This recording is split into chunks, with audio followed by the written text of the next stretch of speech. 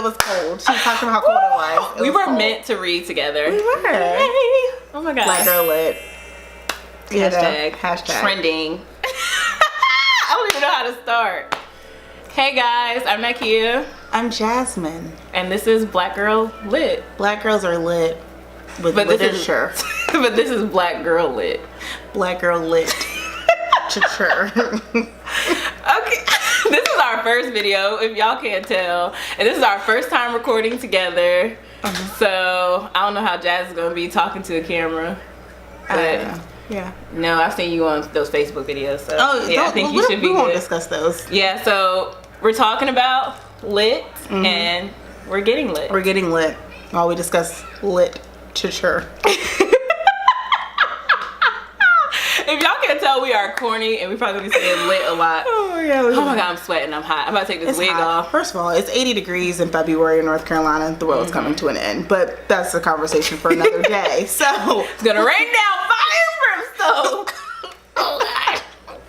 Y'all, that was literally our first sip and we're acting crazy. This is the book we're reviewing, Pointe by Brandy Colbert. Pointe. Jazz picked this book. So basically how this started is like, actually we started this book club last year and it never started. We're like, oh yeah, we're gonna read some books together. And we had actually picked some books, but then it just never happened. I think because life, that's always my excuse. And then in the beginning of this year, probably like a few weeks ago, I was like, I want to start reading, and I've been having insomnia problems, so I like to read to help me go to sleep at night. So I was like, let me find some books, and then I found this Pinterest pin that I had with all these books by women of color, and then the main characters were women of color, so not just African American women, Middle Eastern women, Muslim women, Latina. So yeah. So, and Jazz found some books by women of color, and Pointe was the first one. I'm kicking it old school. I went to the library. I'm new school. Got a Kindle. You know, I didn't even know we had a library. I knew, I just didn't know where. Well, my fiance put me on a budget, so you know. Books are lit. The real books are lit. Right. You know? The books I don't have to buy, I'm gonna get them from the library. You want to do background information about the author? Oh yes, I can do the background information. I'm gonna sip. Alright, so first, since, you know, this is a book that I picked, and how I picked it, honestly, I just went on Amazon and searched for books, because I really didn't know. This wasn't, like, there was a whole list that I provided her. We each picked 5 books of what we wanted to read for this first go-around, and for this one, I literally, like I said, just looked on Amazon for books by women of color, because I want to do something that's outside of my realm of, like, what I usually read. What do you usually read, though? You know, psychological thrillers, you know, chicks going crazy, maybe killing people. Also love stories, those romances, and then also my guilty pleasure are those ghetto classic books. Those are the best. You know, like the urban fiction? Yes, the urban fiction are like usually like $1 or something. Those are mommy good. duties. She has to be a mom. But anywho, so the background about Brandy, so her little bio in her book is actually really small. Just says that she was born and raised in Springfield, Missouri, and has worked as an editor for several national magazines, and she lives and writes in Los Angeles, and this was actually her first novel. Not much detail about her in here, and I'll be honest, I didn't do that much research on her. She is on faculty at Hamlin University for the MFA program in writing for children. I do know that, and she has a BA in journalism from Missouri State University. And it says she was born in the Ozarks, and I know I kind of watch Ozarks on Netflix. And I was Ozark is a good show. Yeah, Netflix plug. Still don't know what it's about, but It's any hoosers, as Jazz says. Any hoosers. I say that a lot. So yeah, that's a quick bio about Brandy. And I guess we can kind of get into our reactions and our feelings now. Okay. My notes are on my phone, so if I look at my phone, that's why. So, my reaction, when I first started reading this book, I was like, oh, Jazz, this book sucks. Are you clicking on Yeah, no, seriously, I kind of felt the same way about the book.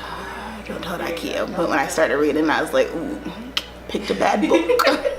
This is a bad way to start out Black Girl Lit. Right, and then I was disappointed because I have another book on my long list by her, and I was like, oh my gosh. And then I realized, okay, this is her first book. But as I was reading, like, I warmed up to it. It was kind of difficult, but I was like, this is our first book. I'm going to push through.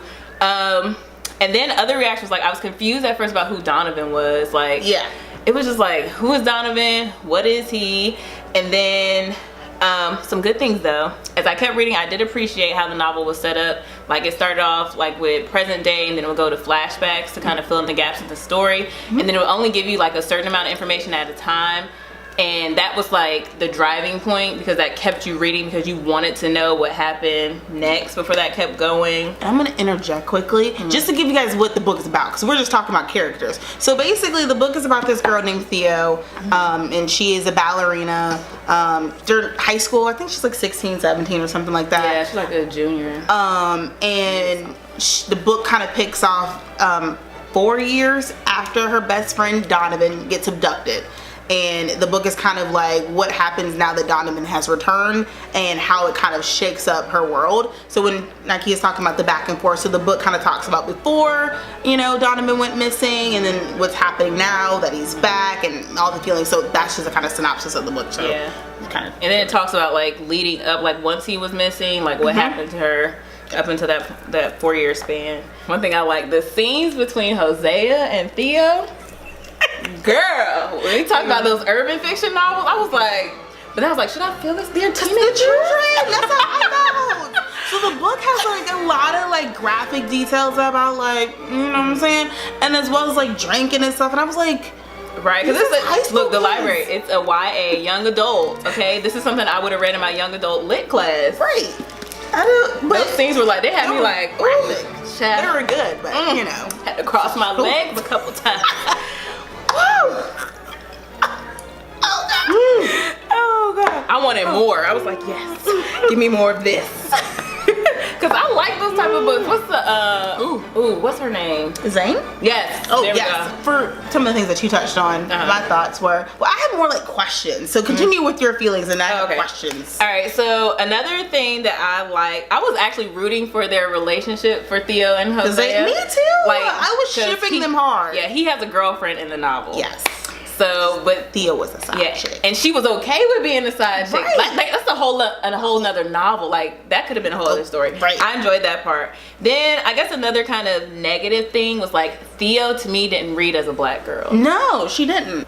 But there was a scene in the beginning where it mentions her thick black hair, and then there's a scene at school. Excuse me, where the like history teacher tries to get her to be the voice for all black people. They don't really talk about her being black. There's no other allusions to her being black except for mentioning that she's her and Donovan are the only black kids in their school, and then about her hair and her skin color. And they briefly touched about her skin color, but other than that, I didn't really see. I wish they would have done more. Like, and then there's references to Misty Copeland. Yeah. But I just wish they would have done more, because for me, like I study children's lit in school, and then I want to study like African American children's literature. So representation matters. It's important, and like you want to be able to see yourself in literature. So I'm glad that there's a black female lead, but I think that should be more at the forefront. I know that's not the main thing, but we need to know that she is black. Yes, and I think just kind of going into what I was talking about, like my thoughts were for her to be a black girl and also be really prevalent in ballet. So like Theo's really trying to go and become this big star ballerina, so much. She was like the top ones in her class. Yeah, she was the top one in her class. Her teacher was going to try to put her in like the summer intensive so she can be looked at by, you know, dance schools. And I think they could have talked a little bit more about how there aren't that many girls of color in professional ballet, and kind of touched on that and how that could be a big thing for her. But like you said, they didn't. Yeah, and I feel like dancing or ballet was like kind of one of the driving points, because that kind of led to like all the other issues in the novel, I think. Okay. I think that's all my feelings. So you said you have questions. I got questions. Questions that need answers. Questions that need answers. So just to give you a little bit more background. So as you read in the book, later you find out that Donovan is kidnapped by Theo's ex-boyfriend type. Woo! Yes. So Theo was 13 when she met this man. His name was Chris. And I can't remember what his name. Oh wait, I can't remember what his name was to her, because he lied and told her what his Trent. So Theo knew him as Trent, but his real name was Chris. And when Theo knew him, he was 26 years old or something like that. He was a grown man. But either way, he lied about he lied about his age. He lied about everything to her. So come to find out, Donovan's kidnapped by Theo's, you know, former boyfriend, and so that's something else that she's dealing with. Not only was my friend abducted, but he was abducted by this man that I had spent, you know, some intimate times with, that she thought she loved. And then she's trying to figure out, did her ex sexually abused Donovan, and she's like, yeah, tried to abuse Donovan, and he sexually abused me because I was his first, all these different things. So my question for that was Chris kind of grooming Theo initially before he took Donovan? Like, you know how like people who are I guess child molesters, they like prepubescent children. Was he going after Theo because she was prepubescent? But that's a good question, because she was also extra small because of ballet. Like, she always referred to how she had no shape, she didn't have any breasts, she didn't have a butt, she didn't have any type of figure. So I think that drew him even more to her. And maybe maybe the guy, what's his name, Trent Chris, wanted a boy anyway. Yeah. And he just went after Theo because that was easy, and I feel like that probably got him close to Donovan. So was he using Theo to get to Donovan? Which I think probably he was. Yes. So then my other thing that one of my thoughts, is in the question, I would have loved to see Donovan's side of the situation. We didn't really talk about, like, we talked about Donovan in the book and she alluded to him, but the whole book is told from Theo's perspective. Right. And we never really find out what happened to Donovan during those 4 years that he was gone. It's alluded to. It's alluded to, but Donovan never really speaks. I don't think Donovan actually says a word until the end of the book. So I would have loved to get some of his perspective and heard the story from what he was dealing with, what he went through from his side. I think that would have been good. Right, because it's like his parents got divorced, his mom like totally went off the deep end. In my mind, she looked like a crackhead. She probably did look like a crackhead. That's how I described her. Walking around in the bathrobe, answering the door through the crack. Not really talking to people. She's probably a crackhead. And then I also was like, so when I was reading the book and I heard they started describing Chris or the abductor and how he kind of had possibly brainwashed Donovan, no one really knows. And I immediately thought about like the R. Kelly situation and like the surviving R. Kelly and how he was kind of like, I haven't watched it yet, I've only heard about it, but go ahead. Or how like he was kind of like possibly grooming Donovan, because no one really knows. People keep making jokes and alluding to the fact that, you know, they saw videos of Donovan after he was abducted and he seemed happy and was having fun, and they're like, no, it looks like he probably went willingly. Right. But I'm like thinking that could be like a brainwashing thing. And if you've watched, you know, Surviving R. Kelly, they talk about how R. Kelly has allegedly brainwashed some of his girls. Even told me that he made one girl like get tattoos and cut her hair and wear men's clothes. Yeah, so one of the girls, Dominique, she was already a little bit more tomboyish, but then once she kind of went into the harem for R. Kelly, he made her cut her hair and she became a boy, essentially. So then that's what I was kind of thinking. So when you see her in public, or you see, you know, Dominique or the other girls on like TMZ videos, they seem really, really like, oh no, we're down for R. Kelly. They seem happy, but like on the inside they could be like screaming. So I was the kind of thinking about that could have been something that similarity for within the book and how it kind of tied in. And then also I was wondering, well, not really wondering, I was interesting to see, like, we don't talk about like eating disorders within the Black community that much. Right. So throughout the book, especially not anorexia or bulimia. You think of overeating in the Black community. Correct. We have more obesity within the Black community than we do like the bulimia and anorexia. So within the book, that's one of the themes as well. Is Theo, she's dealing with some anorexia. But I don't even know, like, I guess there's different types of anorexia, and I haven't done research on this, because she was like, there was that one part where she had colors for each day. She would eat certain colors. And then, because I always thought of anorexia of just not eating, but I guess there's just different levels to it. Yeah, I think so. I think there are different levels, and I think like just not eating enough or is considered anorexic. Not really considered anorexic, but it's like, I guess eating disorder. Like a eating disorder, or like where you're intentionally depriving yourself of nutrients and food because you're trying to hit a certain goal weight or something. I think that is anorexia, and within the book, that's some kind of themes that you allude to. And I said, within the Black community, we don't talk about eating disorders, anorexia, bulimia. Like none of that's ever discussed. Like I've never. Every time you go to somebody Black grandma's house, you like, oh, you skinny, eat some more food. But no one ever really says anything or asks questions about if you're dealing with something, for having issues with body image issues. Right. Confession, I tried to be anorexic for a day when I was younger. Didn't work. Did not work. I tried. I don't know why. I was younger too. I feel like I was in like middle school, and I don't know why I wanted to be smaller. I can't even remember why I wanted to be smaller, but I tried not to eat for a day. I get hungry. Well, I'm happy it didn't work out for you. Yes. Because that wouldn't have been good, being anorexic and whatnot. Yes, I'm glad it didn't either. And I guess the last thing I had was my thoughts. So I was shipping Hosea and Theo pretty heavily, but then at the end when he decided to be an F-boy, I was like, I ain't with you no more. I ain't dealing with you.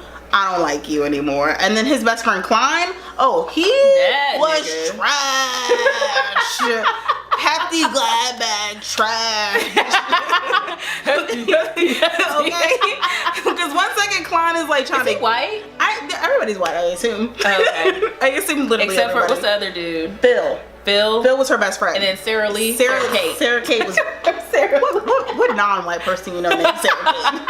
No offense to anybody out there named Sarah Kate. Yeah, Klein was trash. He was a trash friend to both Theo and Hosea. He was a druggie. Oh, and Hosea was a dealer. He was a dealer. So maybe Hosea was all the sides were there. But then low-key, how they got connected was Hosea played the piano at her ballet studio because the old ballet piano player, like her husband died or something. Yeah, got sick or something. And Hosea could like classically play the piano. But yeah, it was just beautiful. And at first you're reading this book and he's like, oh, he's a conflicted youth who wants to chase his dreams, but you know, it's one of these dreams where people don't really talk about it or inspire you or, you know, tell you to go chase it. And he's coming from a, you know, a broken family. And you're thinking, oh, Hosea, and he's saying all the right nice things and they're believing in each other, and then he goes and does stuff that's not cool. And his then girlfriend was trash. Her makeup was trash too. Wait, how do you know her makeup? Because they described it all this black eyeliner. I could just see raccoon it. eyes. Sorry, they did call it raccoon eyes. I'm into makeup. She is into makeup. I like that you are very visual when you read. I am as well. I really am. Like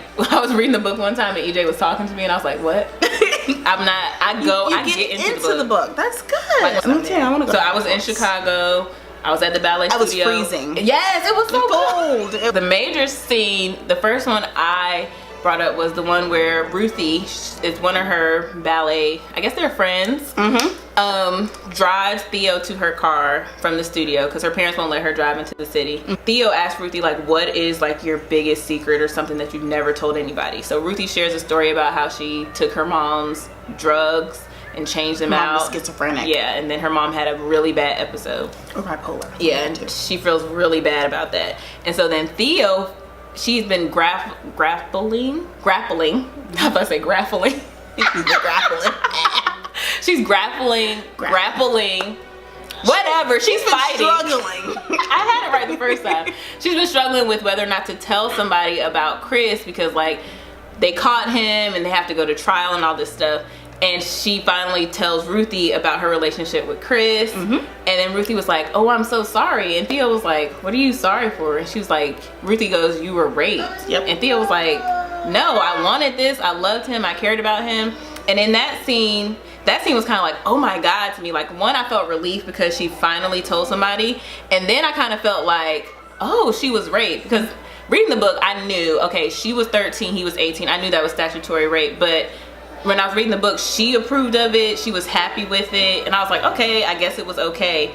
And I was kind of put in her mindset. And so when that scene happened, it was like a big reveal for me. And I really felt relieved when that happened. And I kept thinking like, is she gonna tell her? Is she gonna tell her? And it's like you're turning this page and Ruthie's telling this long story and you're like, oh my God, is Theo gonna tell her? Is Theo gonna tell her? And I thought that was just like a really good scene. And that kind of like, that just kind of broke everything for Theo. I agree, because I think also when we were talking about how your perspective when you're reading the book and Theo's describing her relationship with Chris, you're just getting it from her viewpoint where you're like, she was into it, she really liked him. And she didn't feel bad. She didn't feel bad, but then once she hears that no, actually what you were raped, and that kind of goes back to like where I feel like Chris was grooming her and just kind of like and putting these ideas and feelings into her head to make her think it was cool, when actually he was just taking advantage of her and abusing her. Manipulating her too, yeah. Definitely manipulating her, and she just didn't realize it. So I agree, that was a very big scene, I think, for Theo's realization of what she went through, and now that she needs to process that, because I don't think she was ever really dealing with it before, and it helped her to make a decision later in the book on whether or not to testify or what to tell when she testified. She hadn't told, she had met with Donovan's lawyer, but she hadn't told him what happened, and she didn't tell him until she was walking into the courthouse. Yep. That scene, that was another one. Like her testimony. Her testimony was really like, I'm proud of her for doing it, because you have to testify. You also have to look at, you know, what you have now realized was your abuser, and tell the story. And like she describes in the book, she was thinking that he probably doesn't think I'm gonna, you know, testify against him or really tell any great details about our past relationship, because he thinks like he has some kind of control over me because he knows that I love him, all these things. And so for her to kind of take that step and put on her big girl shoes or big girl panties or whatever, and you know, testify was big. Yeah. The other scene what she had written down was when Theo and Hosea got caught. So they was at a dance. It was their winter formal. Their winter formal at the school. You know, I was rooting for them. We already discussed that Theo was a side chick. Yes. And so she was trying to get some hanky-panky while at the dance. Well, they both were trying to do some hanky-panky. And Theo was drunk. In the science lab. Theo was drunk because she had taken somebody's flask of tequila. Yeah. Speaking of which, all these kids in this book did a lot of partying and a lot of drinking. I did none of that when I was in high school. Yeah. Maybe because I was lame and I played The Sims all day, but still, like, I was in orchestra, so I didn't do any of these things. I didn't go to nobody's party. If I did, I didn't drink or anything. So they had a lot of freedom in this book, and it makes me concerned for me to have kids. Well, that's what we say in my children's lit class. They have a lot of agency, so they don't really have adults like hovering over their lives or controlling their moves or telling them what to say. We did. I know I did. I can't speak. I had no agency. I had agency. But yeah, so they doing some hanky panky, and then in walks Klein, who is Hosea's best friend, who also had a thing for Theo as well. With Hosea's girlfriend. So boom, dang, they get caught. Yes, it's like this whole thing, like she's naked, okay? Naked. And he has his shirt off. He was just onto his boxers, I'm pretty sure. Because he was because he tries to pull his clothes back on. That whole scene was hot and heavy. I was like, whoo, child. Before they get caught. But the thing, I just realized they never really talk about them having sex. It's just all about the foreplay. Yeah. But whoo, Brandy, you can write some good foreplay, girl. Yeah, it was good. Kudos to you. Yes, but that scene, it was just like Theo thought the girlfriend was like gonna go off on her, but she just looked at Hosea and was just like crying and was asking him why. And then a turn of events, Hosea felt bad and went with the girlfriend. Chased after the girlfriend. Now, mind you, before this, Hosea had been like, "Oh, I really like you, Theo. You're really special. There's no one else like you. You understand me. You get me." Right. Like, basically, kind of giving Theo the thought that he was going to leave his girlfriend for her. Now, he never explicitly said it. Yeah. And there were probably some eventually clues. I thought he would. Yeah, there were some clues thinking that, he's probably going to leave her for me. But when this happened and they got caught, and he immediately went after the girlfriend and saying he needed to save that relationship and didn't really care about Theo, that was also kind of a moment for me where I felt like Theo, she wasn't completely victimized, she was another willing party, but I think it's just, she gets kind of wrapped up into men who give her that attention, I think, that she's looking for at the time. And I think her whole thing is about control. Yeah. I think that's why she has the eating disorder. She can, when things get out of control, that's something she can't control. Yep. And then the thing with Hosea, she wanted them to be official, but the fact that they weren't official was something she could control, like when they met and how they interacted with each other without like any strings attached or any major consequences besides being discovered. In that scene, I think it was necessary because I think it also needed to happen for Theo's development and growth as a person, because I do think if she continued to be a side chick and Hosea she would have never really grown, and she never would have again come to the decision to tell the truth when she testified against Chris. So I think all of that needed to happen. It just sucked because you just wanted her to win a little bit during the book. She was really down on herself a lot throughout the book, and I just wanted her to feel good about herself. You're a ballerina, right? You're about to go maybe go to Juilliard or something like that. You're really good.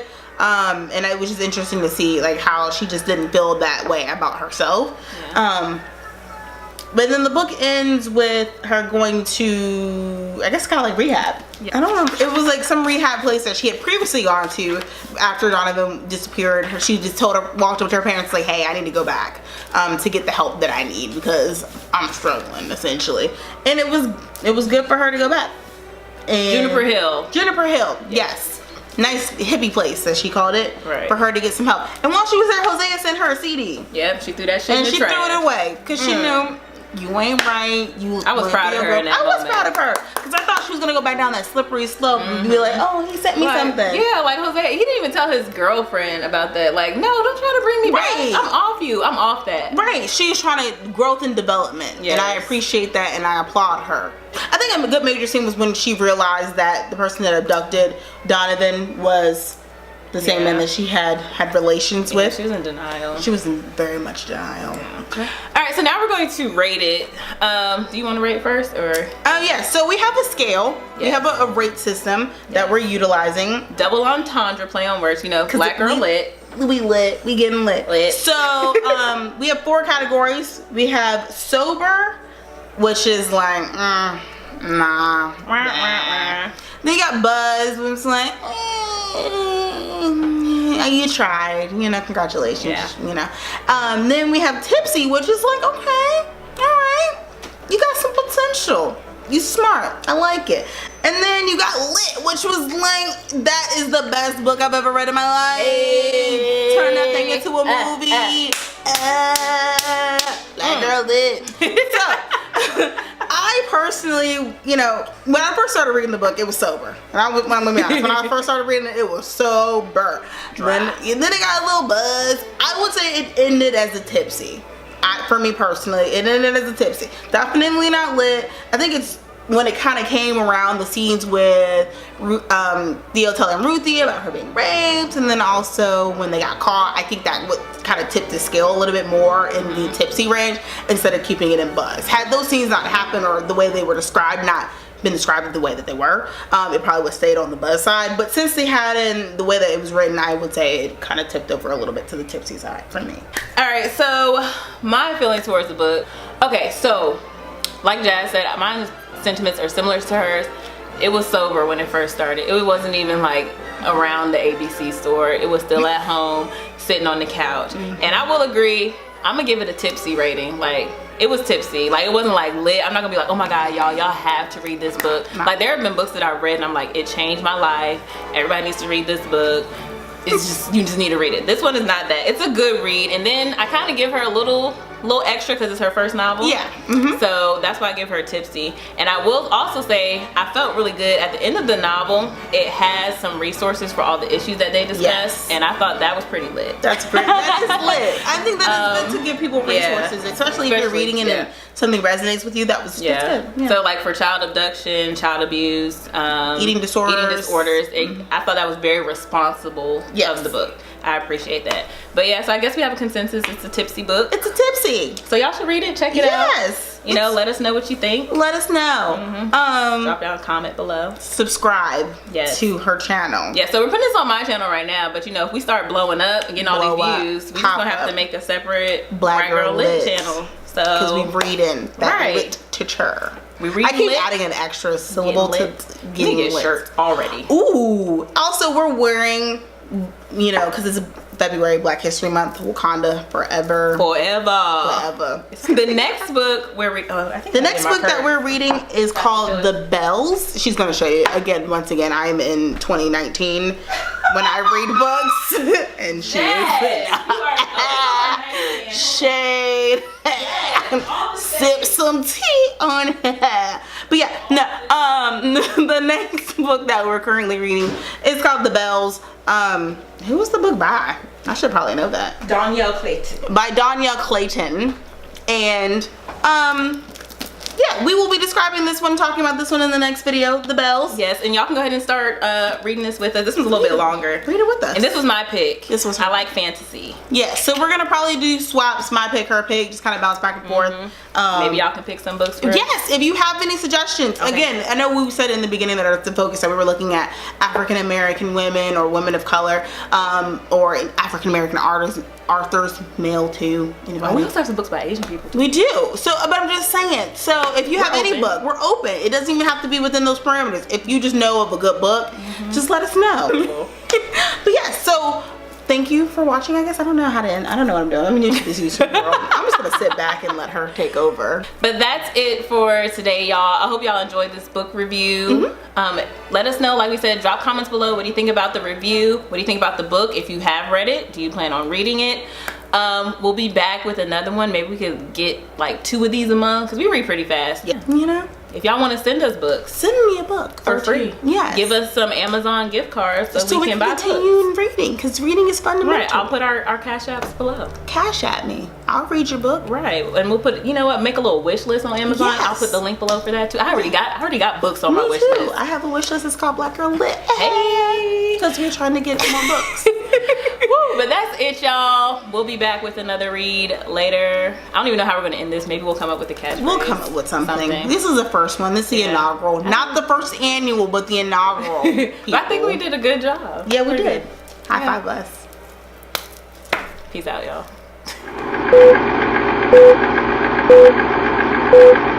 You know. All right, y'all. You don't have anything in your cup. That's water. I'm eating ice. It's hot. Yeah, we drank all our drink. Drank all our drink. We drank all our drink. Cause black girl lit.